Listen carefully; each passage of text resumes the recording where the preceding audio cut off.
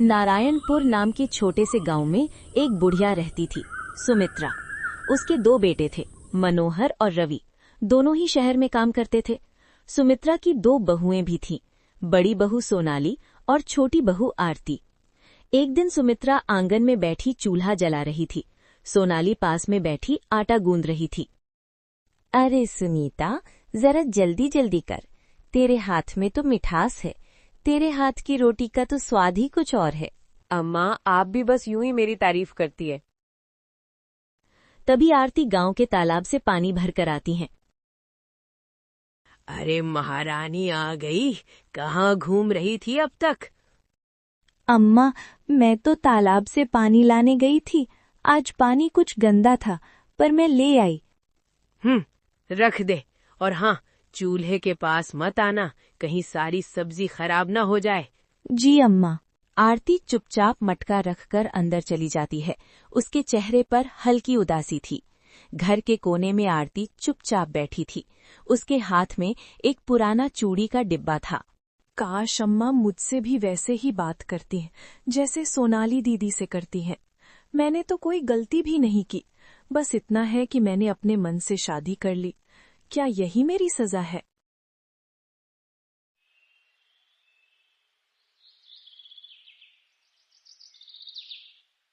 शाम का समय। सुमित्रा और सुनीता आंगन में साथ बैठकर चाय पी रही थी। आरती रसोई में बैठी बर्तन धो रही थी। सोनाली, तेरे मायके से कोई चिट्ठी आई क्या? हाँ अम्मा, भैया ने लिखा है कि अगले हफ्ते सावन में सबको घर आना है। अरे वाह, तो चल मैं भी तेरे साथ चलूंगी। बड़े लोग हैं, हमारा खूब आदर सत्कार करेंगे। तभी आरती बाहर आती है और हल्के स्वर में बोलती है, अम्मा, सावन में मैं भी अपने मायके जाना चाहती थी। माँ की तबीयत कुछ ठीक नहीं है। तेरे मायके जाने का वक्त बाद में भी आएगा, पहले घर का काम देख। तेरे भैया भाभी तो वैसे ही गरीब हैं, क्या करेंगे तेरे लिए? कोई फायदा नहीं तेरे वहां जाने का। आरती चुप हो जाती है। रात का समय। आरती अपनी खाट पर लेटी थी, पर उसे नींद नहीं आ रही थी। माँ से ही कहती थी, अमीर गरीब का फर्क लोग कभी नहीं भूलते। शायद मुझे चुप रहकर ही ये सब सहना होगा, मगर कब तक?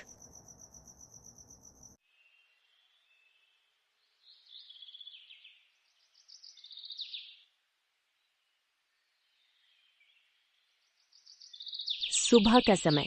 आंगन में गाय बंधी थी। बड़ी बहू सोनाली दूध दूहकर रसोई में रख रही थी। अचानक उसका हाथ फिसल जाता है और दूध का बर्तन गिर जाता है और दूध फैल जाता है।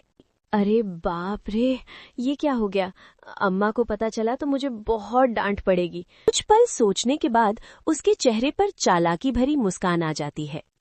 क्यों ना ये इल्जाम आरती पर लगा दूं? वैसे भी अम्मा को उस पर भरोसा नहीं, वो मेरी बात झट से मान लेगी। सोनाली आंगन में आती है। आरती वहीं कपड़े धो रही थी। अरे आरती, आज मेरी कमर में थोड़ा दर्द हो रहा है, जरा उस कमरे में रखी टोकरियां तो ले आ। अच्छा दीदी, अभी लाती हूँ। आरती अनजान सी होकर रसोई की तरफ चल देती है।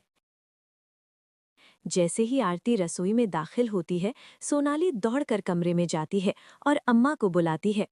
अम्मा अम्मा, जल्दी चलो, देखो आरती ने क्या कर दिया। दोनों तेजी से रसोई में पहुंचते हैं। आरती टोकरियां उठाए खड़ी थी और दूध जमीन पर फैला हुआ था। ये देख बुढ़िया गुस्से से लाल हो जाती है। ये क्या है आरती, इतना सारा दूध गिरा दिया? अरे कलंकनी, कभी कुछ अच्छा भी करेगी तो? नहीं अम्मा, मैं तो अभी अभी आई हूँ, ये दूध पहले से गिरा हुआ था। अरे ये झूठ बोल रही है, मैंने खुद देखा। ये बर्तन को टक्कर मार गई और अब बातें बना रही है।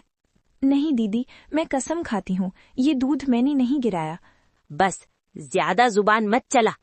तूने गलती की है और अब इसकी सजा तुझे मिलेगी। आज घर का सारा काम तू ही करेगी, और हाँ, आज जंगल से लकड़ी भी तू ही लाएगी। जी, मैं कर लूंगी। वो चुपचाप रसोई से निकल जाती है। उसके हाथ कांप रहे थे, पर चेहरे पर बेबसी थी। वो आंगन में आकर कपड़े धोने लगती है। जो गलती मैंने की ही नहीं, उसका बोझ भी मुझे ही उठाना होगा। ये दुनिया कभी सच का साथ क्यों नहीं देती? इस प्रकार सुबह से आरती बिना रुके काम कर रही थी।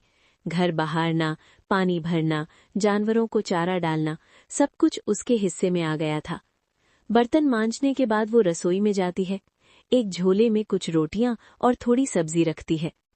जंगल तक का रास्ता लंबा है, वापस आने में देर हो जाएगी, यही रास्ते में खा लूंगी। वो चुपचाप हाथ में झोला और कंधे पर कुल्हाड़ी डालकर लकड़ी लेने निकल पड़ती है। आरती के जाते ही आंगन में सुमित्रा और सोनाली साथ बैठ जाती हैं। दोनों धीमे स्वर में बातें कर रही थी। अम्मा, एक बात कहूं? अगर ये आरती ऐसे ही जिंदा रही तो हमेशा हमें लोगों के ताने सुनने पड़ेंगे। तू कहना क्या चाहती है सोनाली? देखो अम्मा, अभी ये अकेली जंगल गई है, वहाँ रास्ता सुनसान है। भगवान करे इसके साथ कोई हादसा हो जाए और ये जिंदा घर लौटे ही ना। सही कह रही है तू सोनाली। अगर ये मर जाएगी तो मैं शंकर की दूसरी शादी कर दूंगी, किसी अच्छे घर में, और वो भी अच्छे दहेज के साथ। हाँ अम्मा, आज ही मौका है। जंगल के पास जो गहरी खाई है ना, अगर वहाँ धक्का लग जाए तो किसी को पता भी नहीं चलेगा। सोनाली, वो सब तो ठीक है, लेकिन अभी हम ऐसा कुछ नहीं करेंगे। समय आने दे, सब हमारे मन मुताबिक होगा। वहीं दूसरी ओर आरती खेतों के रास्ते से जंगल की तरफ जा रही थी। सूरज सिर पर था। काश अम्मा और दीदी मुझे समझ पाती। मैं तो बस इस घर की बहू ही नहीं, उनकी बेटी बनना चाहती हूँ। पर उसे पता नहीं था कि पीछे से उसकी मौत की साजिश रची जा चुकी है। दोपहर का समय, आरती जंगल के भीतर पहुंच चुकी थी। वो कुल्हाड़ी से सूखी लकड़ियां काट रही थी। कई घंटे बीत गए थे। आरती ने लकड़ियों का एक बड़ा गट्ठर बांध लिया था, मगर उसके हाथ कांप रहे थे और पीठ में दर्द हो रहा था। इसके बाद आरती गट्ठर को एक पेड़ के नीचे रखती है, फिर झोला खोलकर 2 रोटियां और सब्जी निकालती है। हे भगवान, ये कैसी किस्मत दी है। अपना घर होते हुए भी अपनेपन से दूर हूँ। वो पहला टुकड़ा तोड़कर खाने ही वाली होती है कि झाड़ियों से एक छोटा सफेद खरगोश बाहर आता है। उसकी आंखों में मासूमियत दिख रही थी। अरे, तू भी भूखा है क्या? आरती अपने हाथ से थोड़ा रोटी का टुकड़ा तोड़कर खरगोश की तरफ डाल देती है। खरगोश जल्दी जल्दी कुतरने लगता है। खा ले, शायद तेरे लिए यही सबसे अच्छा दिन हो। रोटी खाने के बाद खरगोश उछलता कूदता जंगल की झाड़ियों में गायब हो जाता है। उसी समय पगडंडी से एक बूढ़ा आदमी आता है। सिर पर एक पुराना टोकरा रखा था जिसमें कुछ कपड़े रखे थे। बूढ़ा आदमी आरती को इस प्रकार बैठा देखकर रुकता है। बेटी, तू इस सुनसान जंगल में अकेली क्या कर रही है? काका जी, मैं बस कुछ लकड़ी लेने आई हूँ। पर ये तेरे हाथों में छाले और आंखों के आंसू, ये बता तू किस मुसीबत में है? आरती उसकी ओर देखती है। उसके होंठ कांपते हैं, जैसे वो पहली बार किसी अजनबी से अपना दर्द कहने वाली हो। बाबा, मेरा नाम आरती है। मैं नारायणपुर गांव की रहने वाली हूँ, लेकिन मेरी सास और जेठानी मुझे अपनाते नहीं। जो गलती मैंने की ही नहीं, उसके लिए मुझे रोज अपमान सहना पड़ता है। आरती टूटे टूटे शब्दों में अपनी पूरी कहानी बता देती है। बेटी, ये दुनिया कभी कभी अच्छे लोगों को ही ज्यादा कसौटी पर परखती है, पर तू चिंता मत कर, तेरा भी समय जरूर आएगा। अनीता बूढ़े की थकी आंखें और दुबला पतला शरीर देखती है। बाबा, अब भूखे लग रहे हैं, मेरे पास थोड़ी रोटियां हैं, आप खा लो। नहीं बेटी, तू खुद के लिए लाई है, तू ही खा ले। बाबा, मैं कई रोटी खा चुकी हूँ और शायद ही आपके लिए ही बच गई थी। कृपया आप इन्हें खा लीजिए। फिर काफी मान मनोवल के बाद बूढ़ा रोटी और थोड़ी सब्जी खा लेता है। रोटी खाने के बाद गंभीर स्वर में बोलता है। बेटी, याद रखना, अगर कभी भी कोई मुसीबत आए तो अपने बुजुर्गों और पूर्वजों को याद करना। हमारे पूर्वज बुरे समय में हमारा साथ देते हैं, बस सच्चे दिल से उन्हें पुकारना। बाबा, क्या सच में ऐसा होता है? हाँ, ये वही सच्चाई है बेटी, जो सच्चे मन और विश्वास से जुड़ी हो। धन्यवाद बाबा, आपने जो कहा मैं याद रखूंगी। जाओ बेटी, भगवान तेरा भला करे। आरती जंगल के रास्ते से गांव की ओर चल देती है। बूढ़ा वहीं खड़ा उसे जाता देखता है। उसकी आंखों में कुछ रहस्य छुपा था।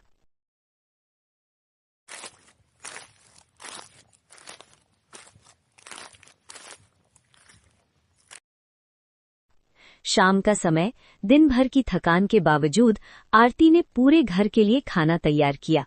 रोटियों की महक पूरे आंगन में फैल गई थी। अम्मा, खाना तैयार है, सब आकर खा लीजिए। इसके बाद दोनों सास बहू एक साथ बैठकर खाना खाते हैं। आरती भी बचा हुआ खाना खाती है और सारा काम निपटाकर सोने चली जाती है। रात का गहरा सन्नाटा, तीनों आराम से सो रही थीं। तभी अचानक घर की दीवारें हल्की हल्की कांपने लगती हैं और कहीं से अजीब सी खड़खड़ाहट सुनाई देती है। माँ जी, ये कैसी आवाज है? लगता है ये आवाज आंगन के उस कोने वाले कमरे से आ रही है। हाँ, मुझे भी वैसा ही लग रहा है। माँ जी, आरती को भेजो देखने के लिए, शायद कोई जानवर घुस आया हो। उधर आरती भी अपने कमरे से निकलकर आंगन में आती है। उसके चेहरे पर भी डर साफ दिखाई दे रहा था। आरती, जा उस कमरे के पास, देखा आखिर हो क्या रहा है वहाँ। अम्मा, मुझे बहुत डर लग रहा है। डर लग रहा है तो जा अपने मायके चली जा, और तभी आना जब डर खत्म हो जाए। आखिर में आरती मजबूर होकर धीरे धीरे कदम बढ़ाती है। वो उस कमरे के पास पहुंचती है। दरवाजा आधा खुला था। हवा के झोंके से उसकी छर छर की आवाज आ रही थी। वो अंदर झांकती है, मगर वहां कुछ नहीं होता। माँ, वहाँ कोई नहीं है, शायद हवा से दरवाजा हिल रहा था। इतना बोलकर वो सोने चली जाती हैं। आज तो बच गई, पर कल देखती हूँ। बुढ़िया और सोनाली एक दूसरे को हल्की नजर से देखती हैं, जैसे कोई और योजना उनके मन में हो।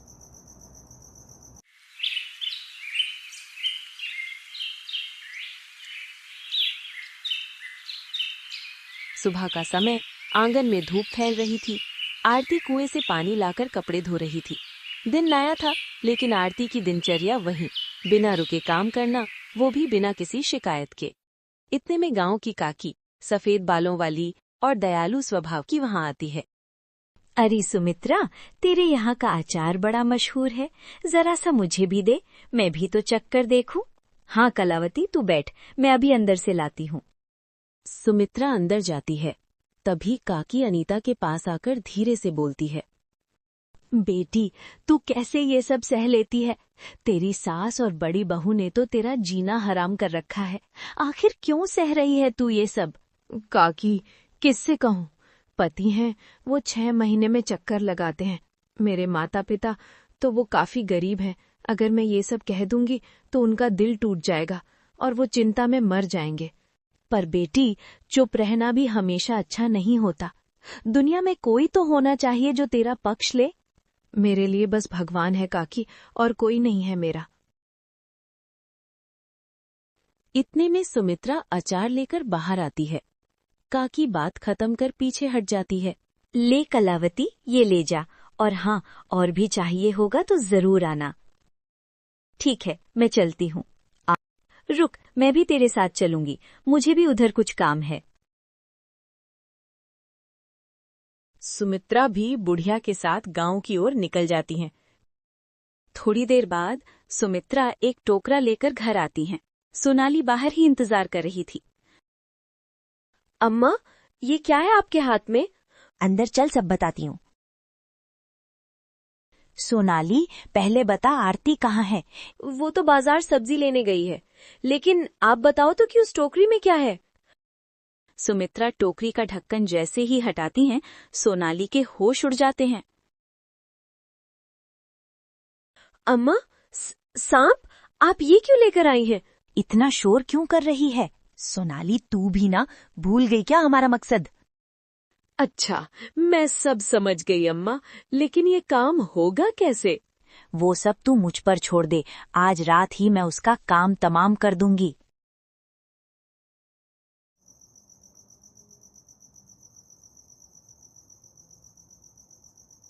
रात का समय था। पूरे गांव पर सन्नाटा छा गया था। आंगन में दिया टिमटिमा रहा था। आरती अपने कमरे में खाट पर लेटी थी। दिन भर की थकान से शरीर टूट रहा था, लेकिन उसका मन बेचैन था। पता नहीं कब ये जीवन बदलेगा। भगवान, बस इतनी शक्ति देना कि मैं गलत ना बनूं। उधर रसोई के कोने में सुमित्रा और सोनाली धीमे स्वर में बातें कर रही थीं। टोकरा उनके बीच रखा था। भीतर एक जहरीला काला सांप कुंडली मारे पड़ा था। अम्मा, कहीं ये सांप हम पर ही न चढ़ाए।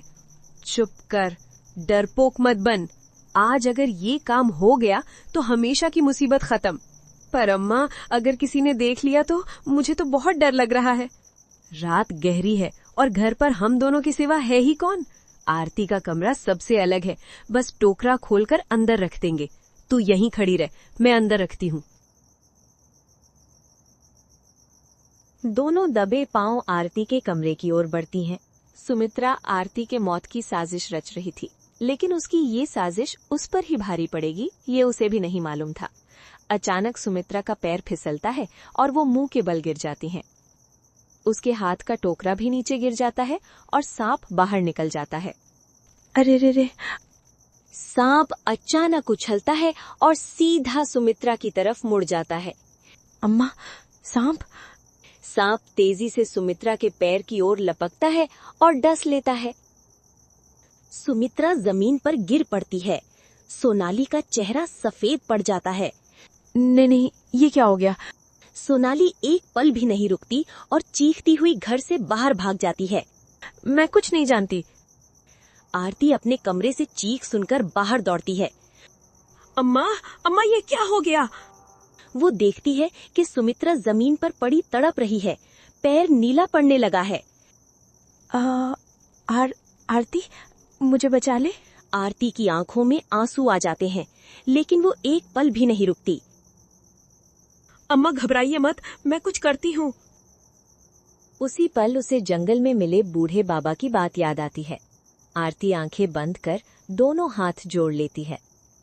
हे भगवान, हे मेरे पूर्वजों, अगर मैं सच्ची हूँ तो मेरी अम्मा की जान बचा लो। तभी आंगन में अचानक हल्की सी रोशनी फैलती है। हवा तेज चलने लगती है। सामने वही जंगल वाला बूढ़ा आदमी खड़ा दिखाई देता है।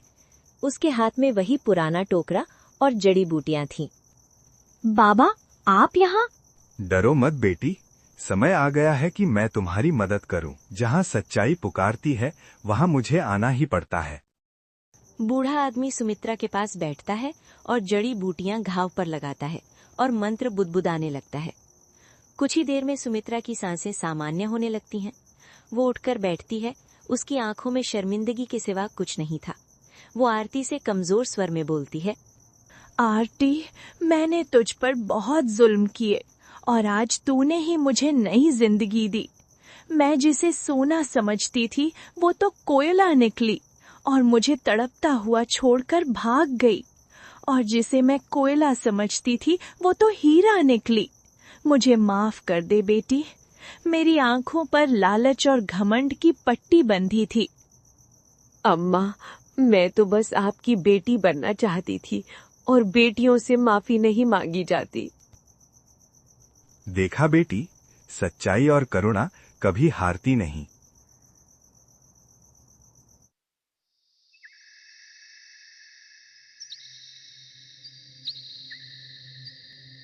सुबह होते होते गांव में खबर फैल जाती है। सोनाली डर के मारे वापस नहीं आती।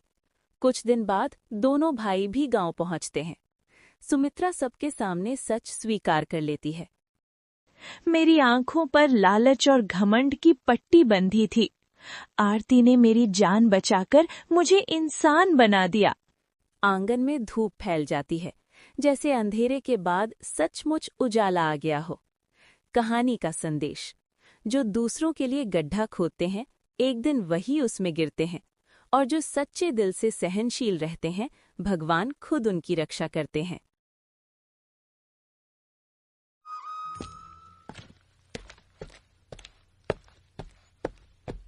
बहुत समय पहले की बात है। हाजीपुर नाम के गांव में ढिल्लू नाम का एक लड़का रहता था।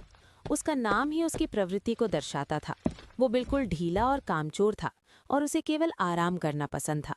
वो दिन भर या तो सोता रहता या फिर इधर उधर आवारागर्दी करता था। ढिल्लू के पिता रामचरण जी बेहद मेहनती और ईमानदार इंसान थे। उसकी माँ बचपन में ही उसे छोड़कर चली गई थी। तब से उसके पिता ने ही उसकी देखभाल करके उसे बड़ा किया था। लेकिन बेटे की ऐसी आदतों ने उन्हें अंदर तक तोड़ दिया था। ये लड़का मेरी मेहनत की कमाई का मोल नहीं समझता। मैंने इसे कितनी बार समझाया लेकिन सब बेकार। अरे नालायक उठ, जब देखो सोता रहता है। अरे पिताजी, मैं सो नहीं रहा, बस ऐसे ही लेटा था। बेटा, जीवन आराम करना के लिए नहीं है, मेहनत करने से ही सुख और सम्मान मिलता है। अगर तुम ऐसे ही रहोगे तो आगे क्या करोगे? अरे पिताजी, इतनी चिंता मत किया करो, मैं तो अपनी जिंदगी मस्त तरीके से जीऊंगा। उन्होंने ढिल्लू को कई बार समझाया, लेकिन ढिल्लू पर इसका कोई असर नहीं हुआ। इसलिए रामचरण की आंखों में चिंता और निराशा झलकती थी। अरे भाई रामचरण, क्या हुआ? इतने परेशान क्यों हो? क्या बताऊं रमेश, मेरा लड़का तो मेरी बात सुनता ही नहीं है। हर वक्त सोता रहता है या फिर आवारागर्दी करता रहता है। मैं तो परेशान हो गया हूं। ऐसे कब तक चलेगा? देखो रामचरण, मेरी मानो तो अब इसका इलाज एक ही है कि तुम उसकी शादी कर दो। जब इसके ऊपर जिम्मेदारी आएगी तो शायद उसकी आलसी आदतें बदल जाएंगी। शायद तुम सही कह रहे हो, यही इसका हल हो। मैं जल्दी ही इसके लिए कोई अच्छी लड़की ढूंढता हूँ। तुम्हारे नज़र में भी कोई अच्छी लड़की हो तो बताना। हाँ हाँ, बिल्कुल।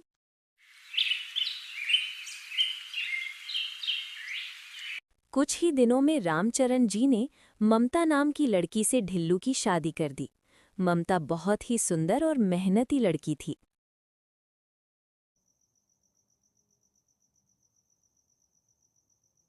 ममता जैसी लड़की के आने से मुझे पूरा यकीन है कि ढिल्लू का आलस्य दूर हो जाएगा और अब वो जिम्मेदार बनेगा।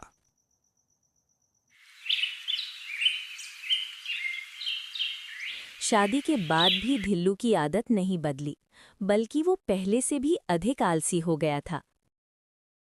क्या ये आदमी कभी सुधरेगा? इतनी मेहनत से सब कुछ संभाल रही हूँ, लेकिन ये बस सोता रहता है। सुनो जी। क्या है? मुझे सोने दो। आप मेरी बात तो सुनो। मुझे कुछ नहीं सुनना। इनसे तो कुछ बोलना ही बेकार है।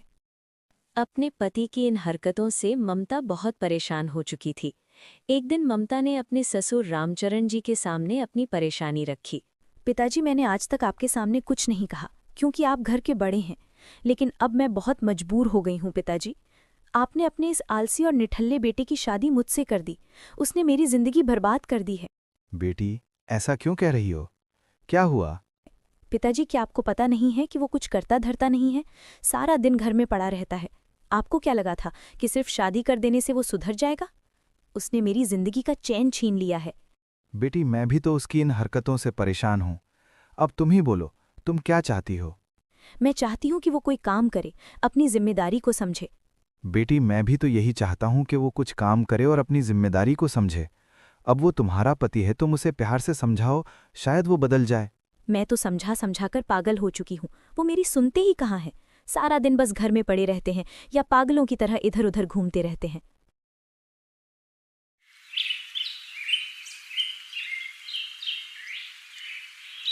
दिन बीतते गए, लेकिन हालात और खराब होते गए। कुछ दिनों बाद रामचरण जी का देहांत हो गया। उनके जाने के बाद ढिल्लू को और भी छूट मिल गई, क्योंकि अब उसे कोई कुछ कहने वाला नहीं था। एक दिन ढिल्लू खाट पर लेटा हुआ आराम कर रहा था। उसे इस तरह आराम करता देख ममता का गुस्सा 7वें आसमान पर पहुंच गया। आपको शर्म नहीं आती? पूरे गांव के मर्द सुबह उठते ही अपने अपने काम पर चले जाते हैं। उनकी पत्नियां चैन से जीती हैं, लेकिन मैं जब से इस घर में आई हूं, एक पल के लिए भी सुकून नहीं मिला। अरे कैसी बातें कर रही हो ममता? तुम जानती हो मैं कब से काम की तलाश कर रहा हूँ, लेकिन जहां भी जाता हूँ वहां छोटे मोटे काम ही मिलते हैं, और छोटे मोटे काम करना मुझे पसंद नहीं है। मुझे कोई बड़ा करना है। बड़ा काम और तुम करोगे? छोटे मोटे काम तो तुमसे होते नहीं, तो भला बड़ा काम क्या होगा तुमसे? आखिर तुम करना क्या चाहते हो? अरे भाग्यवान, कुछ दिनों की बात है, देखना एक दिन मैं बड़ा आदमी बन जाऊंगा। नौकर मेरे आगे पीछे घूमेंगे। बस भी करो, तुम तो रोज बस बच्चों की तरह बहाने बनाते हो। तुम मेरे पति हो, लेकिन पति वाली कोई बात है ही नहीं तुम में। अरे क्यों मुझे बच्चों की तरह डांट रही हो? मैं तुम्हारा पति हूं, तुम्हें मेरी इज्जत करनी चाहिए। इज्जत? इज्जत उसकी होती है जो घर में कुछ पैसे कमा कर लाए। जो आदमी अपने परिवार का पेट नहीं पाल सकता, उसकी इज्जत कौन करेगा? अरे भाग्यवान, इतना गुस्सा करना अच्छी बात नहीं है। ठीक है, मत करो मेरी इज्जत, जो मन में आए कहती रहो, लेकिन एक काम तो कर दो। मुझे बहुत भूख लग रही है, जरा 2 रोटी बना दो। तुम्हें खाना मांगते हुए शर्म नहीं आती? 2 दिन से घर में अनाज का एक दाना तक नहीं है। बताओ खाना कहाँ से बनाऊं? लेकिन तुम्हें किसी बात से फर्क ही नहीं पड़ता। अगर तुम्हारे अंदर जरा भी शर्म बची है तो जाओ और कुछ काम करो, ताकि शाम तक हमारे घर का चूल्हा जल सके।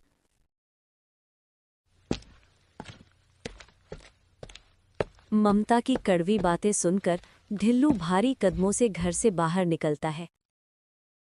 अब क्या करूं? मेरे पास ना काम है ना पैसे। आज तक उधार लेकर ही गुजारा किया, अब कौन उधार देगा? सबने ताने देना शुरू कर दिया है। एक आखिरी उम्मीद है सोहन भाई, वो हमेशा मदद करते आए हैं, शायद इस बार भी।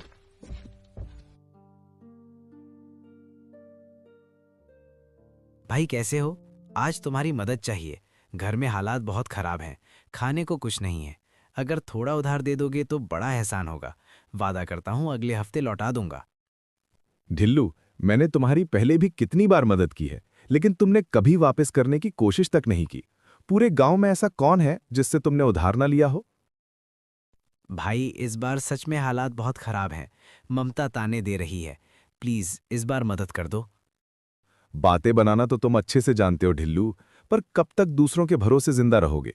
कभी खुद के पैरों पर खड़े होने के बारे में सोचो।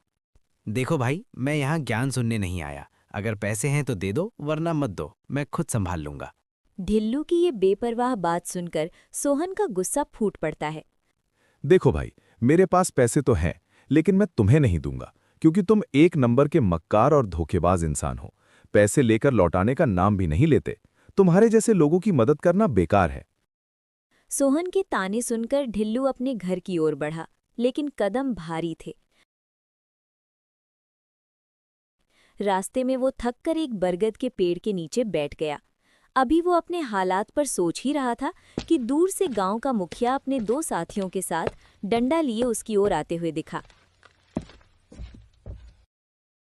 हे भगवान, अब ये कौन सी नई मुसीबत आ गई? ये मुखिया जी तो मुझे देखते ही पैसों की मांग करेंगे। अब मैं क्या जवाब दूं? बहुत हो गया ढिल्लू, तूने मुझे कब से बेवकूफ बना रखा है। तुझे अपनी चालाकियों और झूठे वादों का हिसाब देना ही होगा। इस बार तेरी कोई बहानेबाजी नहीं चलेगी। आज मैं तुझसे अपने पैसे वापस लेकर ही जाऊंगा। मुखिया जी, मेरी बात सुनिए। इस वक्त मेरी हालत बहुत खराब है। घर में खाने को कुछ नहीं है। बस थोड़ा और समय दीजिए। मैं वादा करता हूं कि आपकी एक एक पाई लौटा दूंगा। अगर तुझे पैसे देने होते तो तू कब का चुका देता। तुझसे बड़ा कामचोर और धोखेबाज मैंने नहीं देखा। अरे तुझे तो धरती का बोझ कहना चाहिए। तूने तो अपने पिताजी की भी कभी कदर नहीं की। बेचारे इतने अच्छे और सच्चे इंसान थे, जो बस तेरी इस कामचोरी की चिंता में चल बसे। मुखिया जी, एक आखिरी मौका दे दीजिए। मैं सच में वादा करता हूं 1 महीने के अंदर सारे पैसे लौटा दूंगा। देखते क्या हो, इसे मारो। तब तक मारो जब तक इसे अपनी औकात याद ना आ जाए। अब ये किसी से उधार लेने की हिम्मत नहीं करेगा। मुखिया की कड़वी बातें सुनकर ढिल्लू समझ गया कि वो आज बचने वाला नहीं। मुखिया के साथी ढिल्लू को मारने ही वाले थे कि अचानक ममता वहां पहुंच जाती है। मुखिया जी, इन्हें छोड़ दीजिए। मैं आपसे वादा करती हूँ कि ये आपका पैसा लौटा देंगे। कृपया इन्हें मत मारिए। ममता, सिर्फ तुम्हारी बात का मान रखकर मैं इसे आज छोड़ रहा हूं, लेकिन सुन लो, अगर इसने 1 महीने के अंदर मेरे पैसे नहीं लौटाए तो अगली बार इसका वो हाल करूंगा जो ये जिंदगी भर याद रखेगा। कब तक मैं तुम्हें पिटने से बचाती रहूंगी? अगर तुमने 1 महीने के अंदर पैसे नहीं लौटाए तो मुखिया तुम्हारी हड्डी पसली तोड़ कर रख देगा। ममता सही कह रही है। अगर मैंने पैसे नहीं लौटाए तो मेरी हालत बुरी हो जाएगी। लेकिन पैसे कहाँ से लाऊं? हाँ, एक काम कर सकता हूं। हमारे पास 2 बैल हैं। मैं एक बैल मुखिया जी को दे देता हूं। इस तरह मैं उनसे थोड़ी मोहलत ले सकता हूं।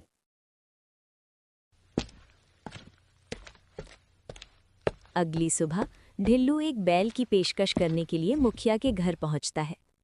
मुखिया जी, मैं अभी आपके पैसे नहीं लौटा सकता क्योंकि मेरे पास पैसे नहीं हैं, लेकिन मेरे पास 2 बैल हैं, जिसमें से एक मैं आपको देने आया हूँ। जब मेरे पास पैसे होंगे तो मैं अपना बैल वापस ले जाऊंगा। अरे वाह, आज तूने काम की बात की है। मुझे तेरी ये बात पसंद आई। तू ये बैल यहीं छोड़ दे। मुखिया को बैल देने के बाद ढिल्लू खुश होकर घर आकर ममता को सारी बात बताता है। ममता, आज मैंने मुखिया जी का सारा कर्ज चुका दिया है।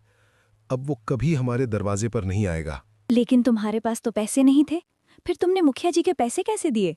ममता, मैंने अपना एक बैल मुखिया जी को दे दिया, उनके कर्ज के बदले।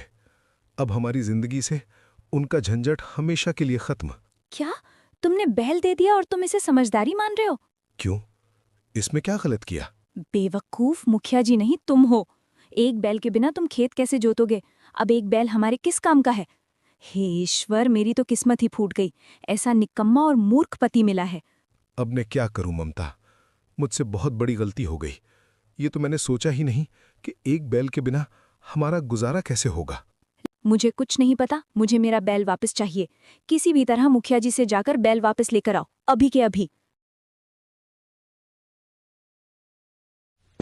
ढिल्लू शर्मिंदा होकर सिर झुकाता है और घर से बाहर निकल जाता है।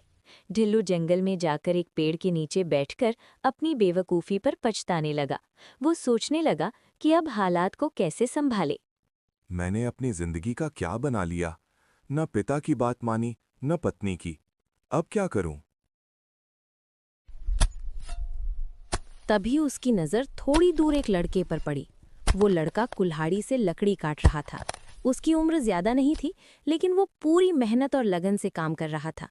उसके चेहरे पर थकान जरूर थी, लेकिन हिम्मत और जिम्मेदारी साफ झलक रही थी।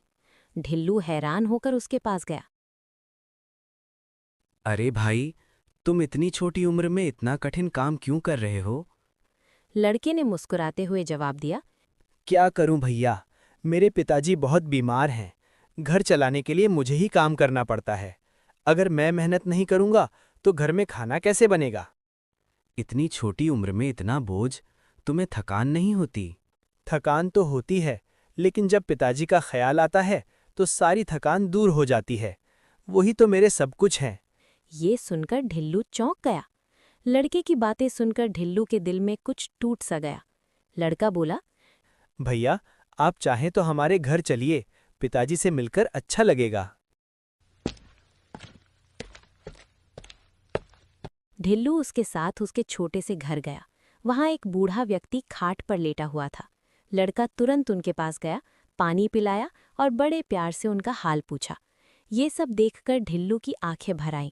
वो मन ही मन सोचने लगा, एक मैं था जिसने अपने पिता की कभी कद्र नहीं की, और एक ये छोटा सा बच्चा है जो अपने बीमार पिता के लिए इतना कुछ कर रहा है।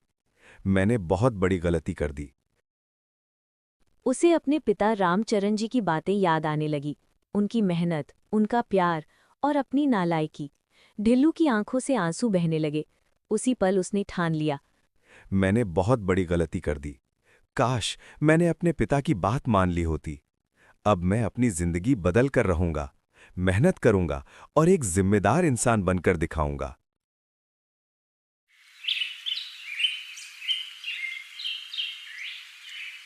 अगली सुबह ढिल्लू सीधे मुखिया के पास गया। मुखिया जी, मैंने बहुत गलतियां की हैं, लेकिन अब मैं बदलना चाहता हूं। मुझे थोड़ा समय दीजिए, मैं मेहनत करके आपका सारा कर्ज चुका दूंगा। बस मुझे मेरा बैल दे दीजिए ताकि मैं खेत में काम कर सकूं। उसकी सच्चाई देखकर मुखिया भी नरम पड़ गया और उसे एक मौका दे दिया। इसके बाद ढिल्लू ने दिन रात मेहनत करना शुरू कर दिया। वो खेतों में काम करता, लकड़ी काटता और छोटे मोटे काम भी करने लगा। धीरे धीरे उसकी मेहनत रंग लाने लगी। कुछ महीनों में उसने अपना कर्ज भी चुका दिया और अपना बैल भी वापस ले आया। अब ढिल्लू पहले जैसा आलसी नहीं रहा था। वो एक मेहनती और जिम्मेदार किसान बन चुका था। ममता भी अब खुश थी और उसे अपने पति पर गर्व होने लगा।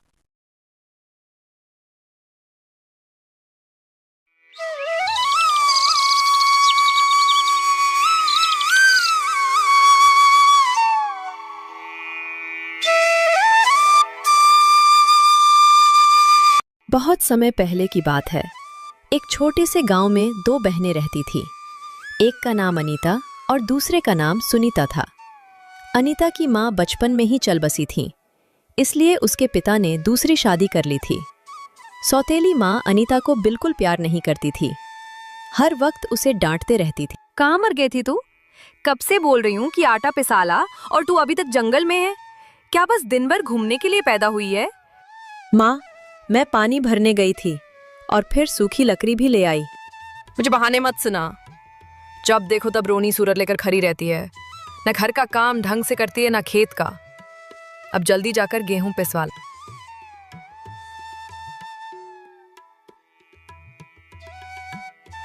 ममता, सच बोलूं तो तुम्हारा सिर्फ नाम ही ममता है, लेकिन तुम्हारे अंदर ममता नाम की कोई चीज नहीं है।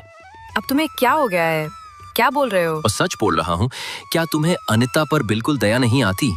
बेचारी बच्ची सारा दिन घर का और बाहर का काम करती रहती हैं, और फिर भी तुम उसे 4 बातें और सुनाते रहती हो। तुम कभी सुनीता को कोई काम क्यों नहीं करने बोलती?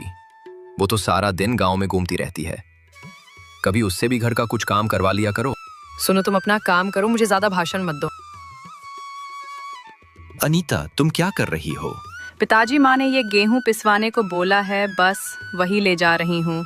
बेटा, मुझे कभी कभी बहुत पछतावा होता है कि मैंने तो ये दूसरी शादी तेरे लिए की थी कि तुझे एक माँ मिल जाएगी, लेकिन मुझे नहीं पता था कि मैं ये शादी करके तेरी जिंदगी और बर्बाद कर रहा हूँ। मुझे माफ कर दें बेटा। पिताजी, आप ये क्या बोल रहे हैं? मुझे माँ से कोई शिकायत नहीं है, बल्कि मैं तो माँ से बहुत प्यार करती हूँ। बेटा, तू इतनी अच्छी है कि तुझे दूसरों में कभी कोई बुराई नहीं दिखती। अच्छा, अब तू जा, मैं ये गेहूं लेकर जाता हूँ।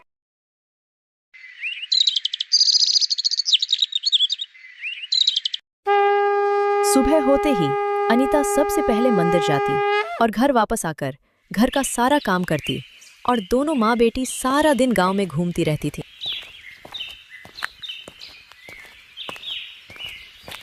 ममता अपनी बेटी सुनीता को बहुत प्यार करती थी और अनीता ममता के प्यार के लिए तरसते रहती थी।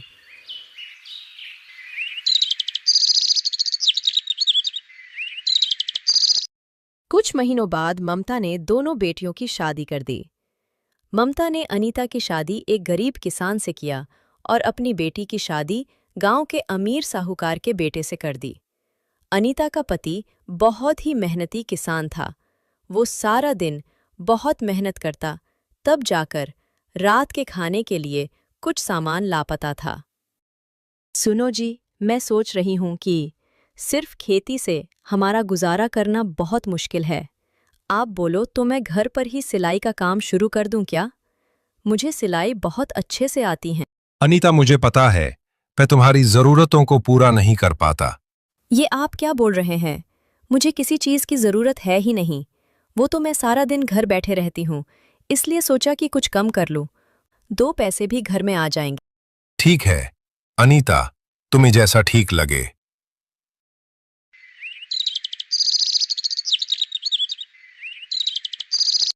अगले दिन अनीता गांव की औरतों को अपने सिलाई के बारे में बताती हैं। तभी उसकी बहन सुनीता वहां आ जाती हैं और उसका मजाक बनाते हुए बोलती हैं, मैंने सुना है कि तुमने नया काम शुरू किया है। अब तुम लोगों के घर जाकर उनके कपड़े मांगोगी और सिलाई करोगी। चलो अच्छा है, खाने के लिए तुम लोगों के पास कुछ पैसे तो आ जाएंगे। वैसे मेरी ये साड़ी देखो, पूरे 2000 की है, कल ही मेरे पति ने दिलवाया है। वैसे तुम लोगों ने कभी 2000 रुपये देखे हैं? अनीता अपनी बहन की बात चुपचाप सुनती हैं और कुछ नहीं बोलती हैं। दूर खड़ा अनीता का पति सब कुछ देख रहा था। जब अनीता घर पर आई तो उसके पति मोहन ने पूछा, आज जब तुम्हारी बहन हमारी गरीबी का मजाक बना रही थी तो तुमने कुछ क्यों नहीं बोला? अरे आप बुरा मत मानो, सुनीता थोड़ी नासमझ है, उसकी बातों पर मैं ध्यान नहीं देती। अनीता, तुम किस मिट्टी की बनी हो? क्या तुम्हें कभी उन लोगों की बातों से कोई फर्क नहीं पड़ता? नहीं, मुझे किसी की बातों से कोई फर्क नहीं पड़ता, क्योंकि मैं जानती हूँ कि मैं कभी कोई गलत काम नहीं करती। और रही गरीबी की बात, तो मुझे मेरे भगवान पर पूरा भरोसा है, हमारे भी अच्छे दिन जरूर आएंगे।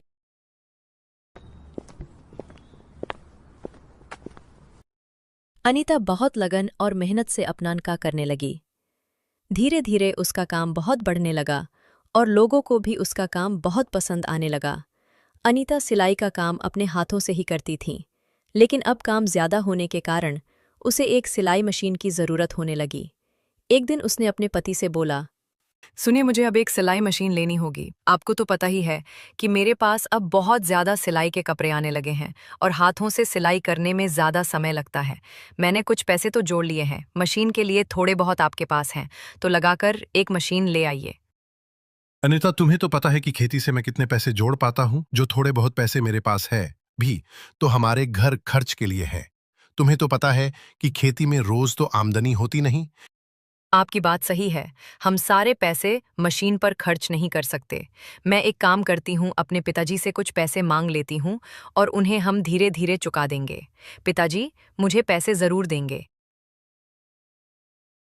दूसरे दिन अनीता बहुत उम्मीद के साथ अपने पिता के घर जाती और पिता को अपने काम के बारे में बताती हैं और बोलती है, पिताजी, मेरा काम बहुत अच्छा चल रहा, इसलिए मुझे एक सिलाई मशीन की आवश्यकता है, जिसके आ जाने से मेरा काम और बेहतर हो जाएगा। मैंने मशीन के लिए कुछ पैसे तो जोड़ लिए हैं, लेकिन कुछ पैसे कम पड़ रहे। पिताजी मुझे बोलते हुए बहुत झिझक हो रही है। क्या बेटा, बोलना। क्या तुझे पैसे चाहिए? हाँ पिताजी, अगर आप थोड़े पैसे दे दें तो बहुत मदद हो जाएगी। मैं आपके पैसे धीरे धीरे चुका दूंगी। ये तू क्या बोल रही है? भला पिता के पैसे भी चुकाने पड़ते हैं? तो रुक, मैं अभी पैसे लेकर आता हूं। अनीता के पिता पैसे लेने के लिए अंदर जाते हैं। तभी ममता, जो बाप बेटी की सारी बात सुन चुकी थी, वो आ जाती है और अनीता को भला बुरा सुनाने लगती हैं। क्या तुझे थोड़ी भी शर्म नहीं आती? क्या तेरा पति तुझे एक मशीन भी नहीं दिल सकता? इतना निकम्मा है तेरा पति। अनीता चुपचाप सब सुन रही थी, तभी उसके पिता वहां आ जाते हैं।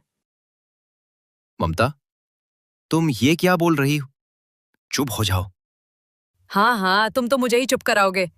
हमारे पीठ पीछे ये सब कुछ अपनी बेटी को ही दे देना। मैं और मेरी बेटी तो सौतेले हैं ना। नहीं माँ, मुझे कुछ नहीं चाहिए। मुझे माफ कर दीजिए। मुझसे गलती हो गई जो मैं पैसे मांगने आ गई। माँ, सिर्फ एक बात बोलना चाहूंगी। मेरे पति बहुत अच्छे और मेहनती इंसान हैं। मेरे पति के लिए कुछ बुरा मत बोलिए, क्योंकि आपने ही मुझे इतना अच्छा पति चुनकर दिया है। अनीता इतना बोलकर वहां से घर चली जाती है। अनीता घर आकर अपने कामों में लग जाती हैं। शाम को जब उसका पति खेत से लौटकर आता है तो अनीता से पूछता है, अनीता, क्या तुम पिताजी के घर पैसे मांगने गई थी? अनीता बहुत हिचकते हुए झूठ बोल देती है, नहीं, मैं नहीं गई थी। दरअसल मैंने सोचा कि मैं कुछ दिन और हाथों से ही सिलाई करके बचे हुए पैसे भी जोड़ लूंगी। अनीता, तुमने बहुत अच्छा किया। दरअसल मैं भी तुम्हें मना ही करने वाला था। कुछ दिनों के बाद मेरे भी फसल तैयार हो जाएंगे तो उन्हें बेचकर भी कुछ पैसे मिल जाएंगे, तब हम तुम्हारी सिलाई मशीन ले लेंगे। अब दोनों पति पत्नी अपने अपने कामों में जी जान से मेहनत करने लग जाते हैं।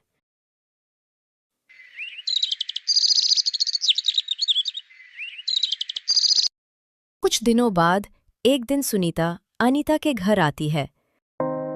अनीता, अनीता, कहाँ हो तुम? अनीता सुनीता की आवाज सुनकर जल्दी से बाहर आती है। अरे सुनीता, तुम यहाँ? तुम्हें यहाँ देखकर बहुत खुशी हुई। आओ बहन, अंदर आओ। मैं कोई तुम्हारे घर बैठने नहीं आई हूँ।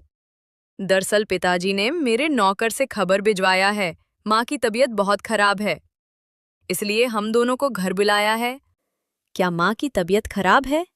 हाँ, और मैं घर ही जा रही हूँ। तुम्हें भी चलना है तो साथ चल। हाँ हाँ सुनीता, मैं भी तुम्हारे साथ चलती हूँ।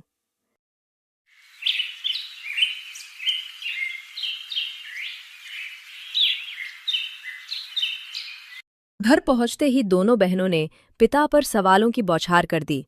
पिताजी, क्या हुआ है माँ को? बताइए पिताजी, क्या हुआ है माँ को? आपने हमें पहले क्यों नहीं बताया?